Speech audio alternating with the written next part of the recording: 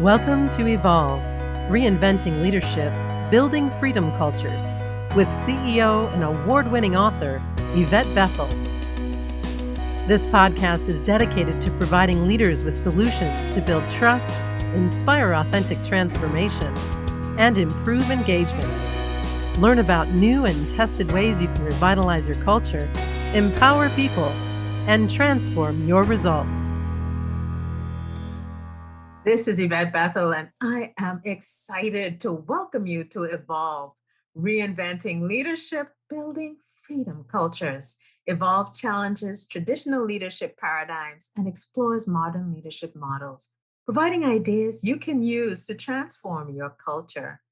We focus on leadership through the lens of interconnectivity, flow, and balance, exploring ideas that translate into practical applications for contemporary organizational challenges. Our topic for this episode of Evolve is values and careers. And to explore this topic with us is career consultant, life coach, and business advisor, Louise Goeckel. Louise has more than 20 years of experience providing business and professional development consulting. She specializes in leading individuals and facilitating groups, enlivening their gifts so that they can make new contributions to the world.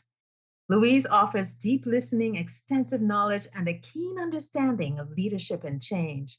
And as a leader, teacher, and facilitator, she delights in watching people become more courageous, clear, and comfortable being their best selves. Louise loves her work and wants everyone to love theirs. Hello, Louise, and welcome to Evolve. Good morning, good afternoon, Yvette. How are you? I'm great. How are you? Excellent, thank you. Happy to be here. It's great to have you because you're talking about one of my favorite topics. Louise, you have quite an interesting background with career coaching, and I'm curious about how you got started. Share with us, a little bit more about yourself. Well, I've come a long way in terms of understanding the world of work. So I was good in school and wanted to be a helper or some sort of social worker or something, and explored that and decided I didn't want to do the institution way. I wanted to do individual work. So I got into counseling, a master's in counseling, and started to work with people with disabilities and helping them with career issues. And that was fascinating. And I learned sign language, American Sign Language in the process, and just got to know new community and found that very satisfying and that I could be really helpful. So then I got into nonprofit work and went up the ladder, ended as a vice president, finally decided to have a baby. Yay. But my child required that I be home at least half time. So I was then turned into a management consultant, an HR consultant, a trainer, executive coach, recruiter, and then got into having my own business as career coaching, just taking it all together because now I had a 360-degree look at work. And from an employer standpoint, an executive standpoint, an entry-level worker as I have been, a high schooler working as I have been, older person with issues, a parent, and understanding what the recruiter's looking for, the HR person's looking for, what the hiring manager's looking for, and what the employee is looking for. And so it's just been growing with that all along. And it's very stimulating, fascinating. I'm always learning. It's never dull. And it's very personal for people. I appreciate the ability to help them so personally. Yeah, oh, powerful. A lot of people think about careers in terms of jobs and progression through different roles. And I'd like for you to share with our audience, the scope of career work. Like, how big is it, and what else would you consider a career to be other than a job? Well, thank you for asking that question because that's a very sort of foundational perspective because So many people come to me and say, I haven't done anything for the last 20 years. Well, wait a minute, you've been alive and in relationships in the community, you've been at home. What have you been doing? And so to capture what someone has been living, how they've been expressing themselves in the world, how they've been relating to other people, relating to institutions, causes, family, needs, their neighbors, whatever they've been doing, that's all part of their expressing themselves and bringing their gifts to the world. So that's what I see career as. How are you bringing your gifts to the world? And jobs are one thing, but unpaid jobs, volunteering, uh, Mhm. interning, taking on projects, ad hoc, charitable work, helping your neighbor's kid, develop their lemonade stand, whatever it is. All those activities are part of you shaping your gifts to bring out to the world, to contribute. And so, yeah, people are often stuck with a career concept, and the other thing that they're stuck with that you didn't mention, but they are stuck with thinking they have to do it all on their own. Because traditionally, or at least more recently, it's not until recently, there haven't been career coaches, career advisors, career counselors, except through institutions and colleges or schools. And the schools were always oriented to the academic, and then the career stuff might be, sort of an afterthought at the end. Just make sure you have your resume ready. and and that is so far from the way I approach um, expressing oneself and bringing your gifts forward. And there, you don't have to do all this alone. And asking for help is the most courageous step, but it's also the most fundamental to get everything you can to make the best investment in your precious life. Louise, a lot of times people don't realize that career support and coaching is something that can happen throughout their careers. And life cycle, they tend to think it's something that happens at the beginning. Can you share, like, at the different stages in someone's life cycle, what kind of coaching would be most useful for them when it comes to career? Yeah, the only people who get career coaching without calling it that are the people in seventh and eighth grade, junior high, 12-year-olds who decide to become doctors. They get a clear path, and people are supporting them, and they have an objective that everyone can identify with, and the poor kids are burdened, but they're also supported. So everyone else is kind of on their own. And in high school, I really promote more vocational training. In the United States, we've kind of dropped that. So um, if someone is then in college and they're thinking about college, it's really good to go back a few years, and if we can catch them earlier and start in high school and start. Some countries do this better than the United States, but to do it where really are looking at the talents the person has, which means their abilities that come very easily, that they may not even explored or developed yet, and to having ways to flush that out earlier and earlier, Mhm. and not to be microcost, not to look only through a microscope at that, but to look at that as a foundational gem, a jewel to kind of celebrate and work around, or at least include and not be unaware of. So I work with high schoolers who are looking about considering colleges and after high school training, and how they can get themselves ready or focused on what it is that they want to consider as options.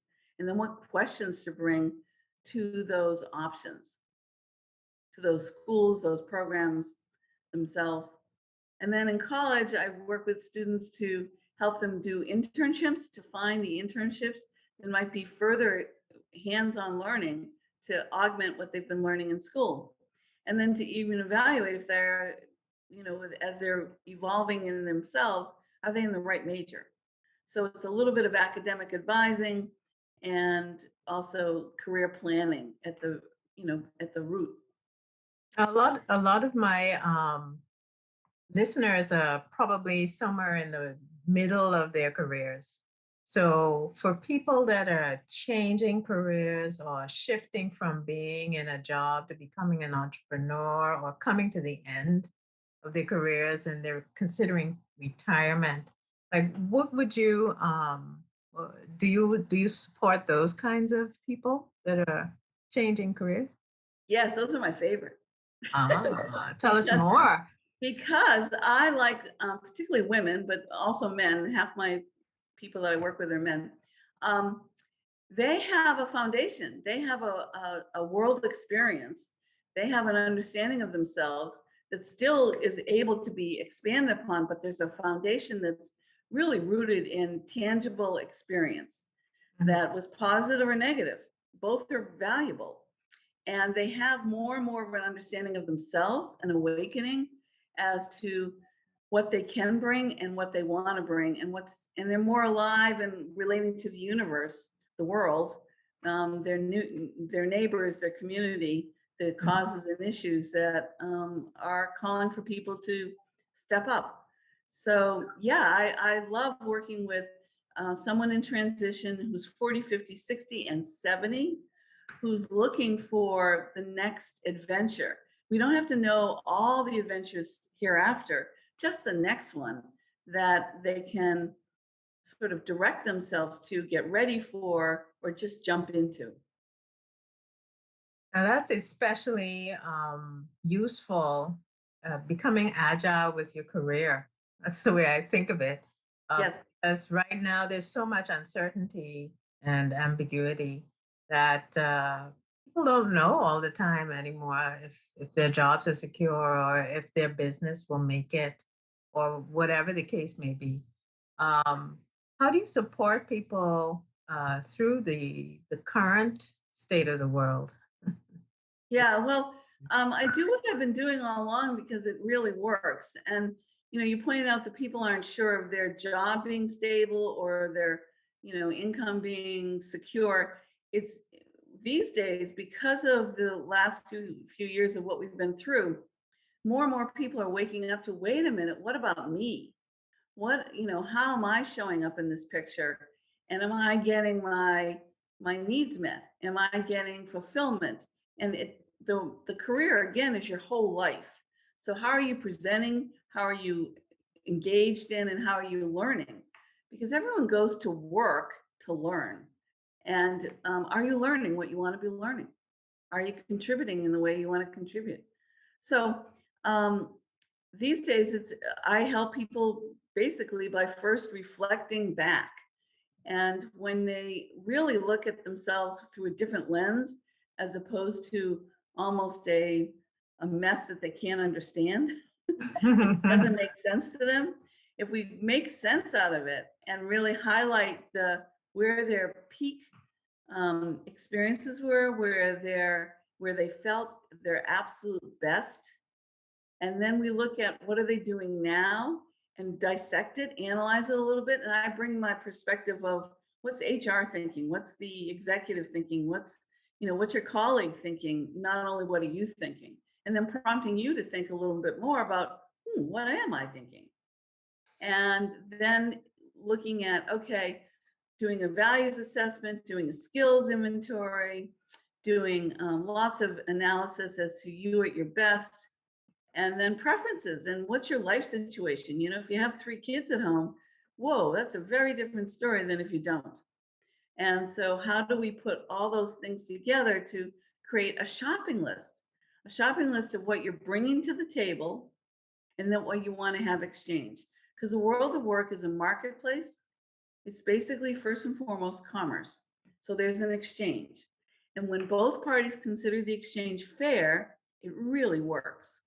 Mhm. One party doesn't consider it fair, it's not headed in the right direction.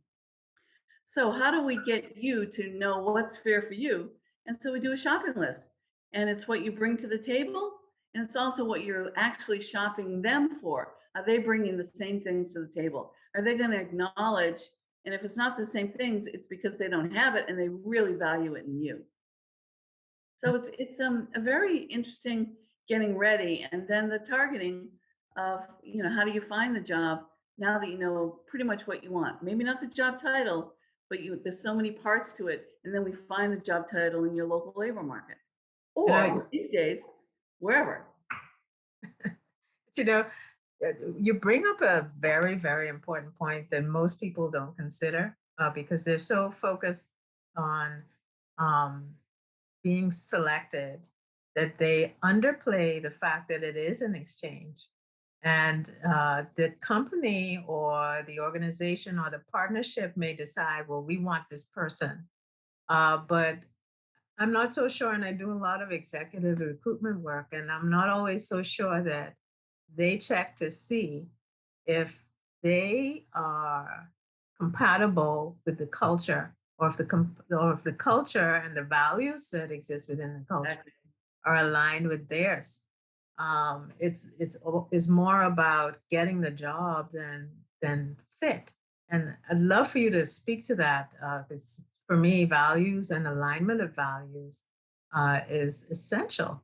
A lot of Yeah, people get kicked out early from the business because the values were different. exactly.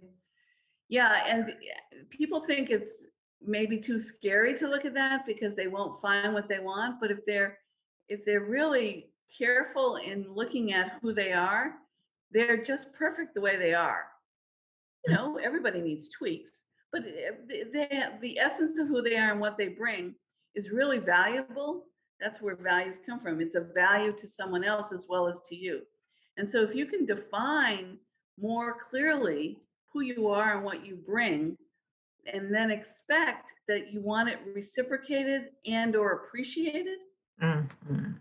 that's where you find the fit. And there's a lot of ways to evaluate fit by not only looking at yourself, but when you're interviewing with companies, key questions to ask. One of the ones that I absolutely love is when things are ready, when you progress to a certain point, it's not an aggressive, out of the box question, but as you're getting to have a relationship with people and thinking you might really want to work here and they might really want you, to ask, well, how does this, who are the most recent people who got promoted? You don't have to ask for their names or anything, but you just ask them, why were they chosen for the next role? And that why will tell you what the company values. Good question. Yeah. It's a great question. Any other jewels like that? Oh, sure. Well, you also, you start being a little more disclosing and a little bit vulnerable, not too much, but just where you're comfortable. Because again, the interview is all about you being comfortable and confident, and Mhm, then making sure that they're comfortable and confident as well. mhm. So it's a very much a dialogue. And so in the conversation, you might ask about my kid has soccer, and for a season of 6 weeks or whatever, I'd really like to be able to leave Friday at 1 or Friday at 3, or I'd like to be able to work on Saturdays because of this, and I'd like to trade whatever. This is just a minor thing, but it's an example of these are some of the things that I'm looking for, and will this fit with your company, with your culture, with your team, with the way you evaluate people? You've been working with people and their career decisions for a very long time. And one question I have for you is what has changed since you started working with people? What are people focusing on now that's different than in the past? And why do you think so? Well, so many things have changed. That's why I'm still loving my work because I'm keep growing as well. So as everyone else is waking up to the value of themselves, they're not just a cog in a wheel, Hmm. and it's just too much of your life, and there's too many needs out there and too many talents. And so people are waking up more. Even look at resumes. Resumes used to be almost the identical piece of paper of the job application. So what was on the resume could almost be flipped into filling out the job application. And that was based on the behavioral perspective of employers that if you've done the job before, you can do it again.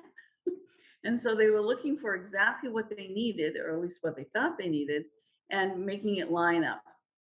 And so employees applicants were doing the same thing, making sure it lined up with what the employer wanted. Well, these days, the employers are so desperate for new ideas, innovation, creativity, leadership, trust, respect, out of the box thinking, that they want to know more about the individual. So the resume has now become a marketing piece. And you Mhm. don't ignore the basics of the last 10 years and only 10 years. You do have the specifics because otherwise the reader's so enamored with the previous that they'll say, wow, this person's too off. But you kind of keep that same line of thinking, but you really make it a marketing piece where you talk about what you bring to the table and what you want and what you're interested in, what skills you've developed on your own, apart from, say, your career, even your job, I'm sorry, your employment, so that employers are saying, wow, he or she has an idea we never thought about. Oh, they're really interested in that. Maybe they can help us because we're not so sure what we're doing. Mm. They don't say that out loud, but that's what they're thinking. Those who are willing to admit it. Yes. Yeah. Some people think I know what I'm doing. Well, and if they know what they're doing, they know they need different things right now. That Yeah. innovation, creativity, tweaking, versatility, flexibility is so important. The trouble is sometimes they need it, but they don't have an environment that will keep them engaged. Because if you have a command and control environment, and then you're saying, well, we need more innovators, and then they bring them in and they're really creative, but then the system and the structures are so suffocating that Yes. it's difficult. So organizations need to go beyond just talk and really make some changes to the culture so they can keep the talent as well. Absolutely, but and don't dismiss the individual who does get hired as an innovator, even at the lowest level. They can actually cause a ripple effect. That's all leadership is. Mhm. Leadership is having an idea where people trust you and they start to listen and then they follow. And so it doesn't mean that the person has to, stay in an environment that is suffocating, but they should give it, there's no shoulds, but I encourage them to, sort of stretch the boundaries a little bit and offer some things at whatever level they can, delegating up or whatever, Mhm. and start questioning and then find their tribe if there's others in the organization that are like them at any Mhm. level. So So your advice is to try first and then make yeah, a decision. Yeah, yeah. I agree. And you don't have, Reasonable. yeah, you don't have to spend 6 months trying. You can try for 60 minutes, but you don't want to give up because that's a defeatist attitude, and we're not going to have the changes we need unless we have lots of people pushing and offering and questioning. Well, I think there's a difference between giving up and yielding. Mm, yeah. Sometimes people make the wrong decision and they step into a role, and well, sometimes the company will bait and switch. Yes, A lot of absolutely. that. And giving up is in cases like that, it's not really giving up. It's saying, you know what, I didn't sign up for this, and being Yeah. confident in yourself and saying, this isn't for me. In fact, I had someone one time, he got lured into a position and it was a switch situation. And when he realized what it really was, he said, I want to go back down. You can Yeah. take away the promotion. I want to go back to where it was because this isn't the right role for me. And I think that's reasonable. I think that takes a lot of Oh, courage as well. I do too. I just mean that the effort of expressing oneself is, it doesn't work. It's not successful. But that doesn't mean you have to leave or stay. It just means you have to reevaluate. Mhm. And, I'm always, these days, really the lead question is for everyone at work, at employment, is should I go or should I stay? And that's what I help people do primarily at the beginning. Even when they come, we always look at, well, wait a minute, is there an opportunity right where I am right now? Is there something that I could sort of still get some juice out of for me Mhm. that would work? Or is it really time to, find something else? So the low hanging fruit is always the best, generally to look at and not forget. And yes, um, staying and leaving are really both options that you have to examine carefully. And there's no shame in staying only a short time. There Yeah, used to be. People used to hang in for years thinking, well, I'm yeah, not credible if I don't have 2 years, right, right. but that's not the way it is now, particularly with COVID. Yeah. You know, I, That's a I come across a lot of people that are more senior, and in their cases, uh, they they may have achieved a lot in their careers, and they are the volume of work is high, but the complexity is not enough anymore. With people mhm. that who are, maybe bored with the same thing over and over, or are just not being challenged. What do you suggest? What are some of the things they can do? Yeah, I just was working with a gentleman in the finance world. That was the case. He took a job that he thought was one way, and then 6 months into it, he realized it was not the way. But tremendous volume, couldn't actually breathe enough to even think, how do I get out of this? Mhm, And then finally, he started to think, I really do need to leave. And so he left before that became a performance improvement plan situation. And he started looking for something that he had known was really more a fit. Um, and he did it. It ended up taking him a little bit of extra time, but boy, did he use that time to write new music, join a board of directors, volunteer more at his church, just breathe. And he had never breathed since he was 16. And he was in his late 60s. He had always mhm. been working, came from a family that didn't have anything, and he needed to be the breadwinner. So, anyways, um, yeah, it's really stepping back and really taking your own self as the most important thing in your life, for your work life, your career life, and looking at what do you want to learn? Because learning is pivotal. If you're not learning, most people get burnt out. So it's really no one else is going to do it for you. No one's going to come along and say, "Geez, I have this great job. I've been thinking about you." It's really up to the individual to make a decision that they want more, and then to really do the values clarification, the I the think that's it. I think the values clarification, because at that stage in their careers, the values may have been around getting a house, putting yeah, yeah, school, and they needed money. But now yeah, the kids are out of school and they have their home. The money isn't the most important thing. It may still be important, but maybe meaning might be more important at that stage. And so the values start to shift in order of importance. The stack shifts. And so that can also contribute to that feeling of, this is not working for me anymore.